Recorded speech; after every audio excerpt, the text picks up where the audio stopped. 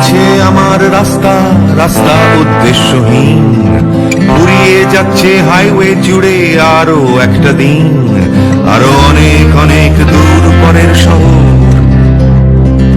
চলতে হবে আমায় রাত্রি ভোর, নেই যে আমার কোনো অবসর। যদি খুঁজে পাওয়া যেত একটা ঘর,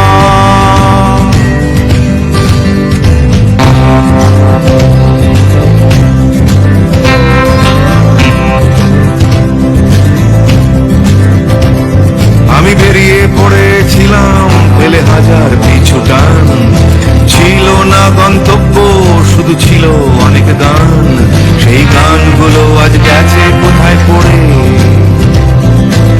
আমার অজান্তেই রাস্তার ধারে। যদি খুঁজে পাওয়া যেত হঠাৎ করে, যদি খুঁজে পাওয়া যেত ঠিকানা, কোথাও আছে আমার জন্য অপেক্ষায়। আমি তায়েফের যে স্থানটাতে অবস্থান করতেছি, রাসূল সাল্লাল্লাহু আলাইহি ওয়াসাল্লামের চাচা ইবনে আব্বাস, যাকে আপনারা চিনেন, যিনি কোরআনের তাফসির কারক, এই ইবনে আব্বাস রাদিয়াল্লাহু তাআলার ছেলে, যিনি, তার সেই ছেলের নামে এই মসজিদ। এবং তার এই মসজিদটাই যেখানে সব কিছু লেখা আছে দেয়ালে, এই যে কত সালে স্থাপন, কি বিষয় আশয় সব কিছু।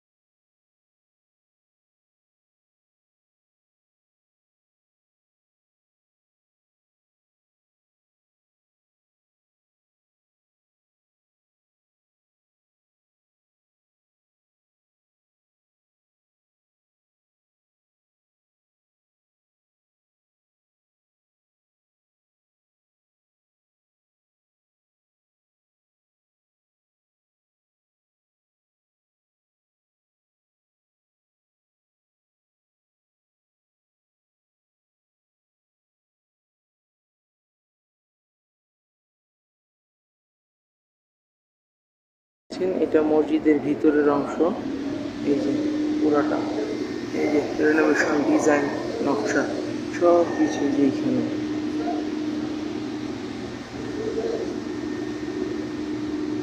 যতদূর সম্ভব আমি শুনলাম এখানে ইবনে আবদুল্লাহ, এখানে আমি যতদূর শুনলাম যেখানে আব্দুল্লাহ ইবনে আব্বাস রাদিয়াল্লাহু তাআলা ওনার কবর সাহিত্য আছে।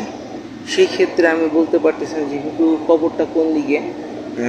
কবরকে সামনে রেখে যেই মসজিদগুলোতে কবর থাকে সেই মসজিদে সালাত না আদা করাটাই উত্তম।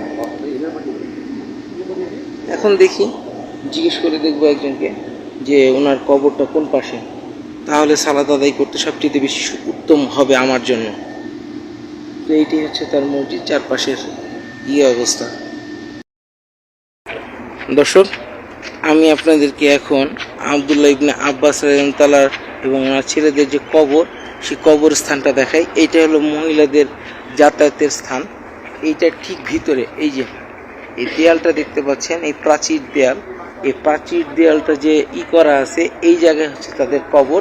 এই যে দেখেন, এইখানে তাদের নাম ফলকে সকল কিছু লেখা আছে। এই যে এইখানে হচ্ছে হলো তাদের মূল কবরের যাবতীয় জিনিস সম্ভবত এই জায়গাটায়, এই যে এইটার ভিতরে আপনাদেরকে দেখালাম। বলতে গেলে মসজিদটা আলাদা অংশ আর কবরটা আলাদা অংশ। কবরটাকে মসজিদ থেকে আলাদা করে দেওয়া হয়েছে, কারণ ইসলামে কবরের পাশে মসজিদ থাকাটা বা কবর কেন্দ্রিক মসজিদ করাটা ইসলামে বেদাতের অংশ হিসেবে পরিলক্ষিত বা চিহ্নিত। এই জন্য আপনার কবরকে আলাদা করে দেওয়া হয়। দেখবেন রওজাতে রাসূল সাল্লাল্লাহু আলাইহি সাল্লামের যে কবর ছিল, বা আবু বকর রাদিয়াল্লাহু ওমর রাদিয়াল্লাহু তাদের কবরগুলা কিন্তু মসজিদে নববী থেকে কিছুটা অংশ দূরে, যেটা মসজিদে নববীর কবরের অংশটা আলাদা। বলে রাখা ভালো দর্শক, আমরা যেই আব্দুল্লাহ ইবনে আব্বাস মসজিদে অবস্থান করতেছি, এইখানে দেয়ালে যে মানচিত্রটা দেখতে পাচ্ছিলেন, সেটা কিন্তু একটা বিশাল এক লাইব্রেরি, যা এখন আমরা তার ভিতরে প্রবেশ করেছি। এখানে বিভিন্ন ধরনের বই আছে যা মানুষ পড়ে তার থেকে জ্ঞান আহরণ করতে পারে। এছাড়াও বলে রাখা ভালো, এটা কিন্তু উন্নত মানের তায়েফের একটা ইউনিভার্সিটি, যেখানে ইসলামের উপরে মানুষ শিক্ষা গ্রহণ করতে পারে।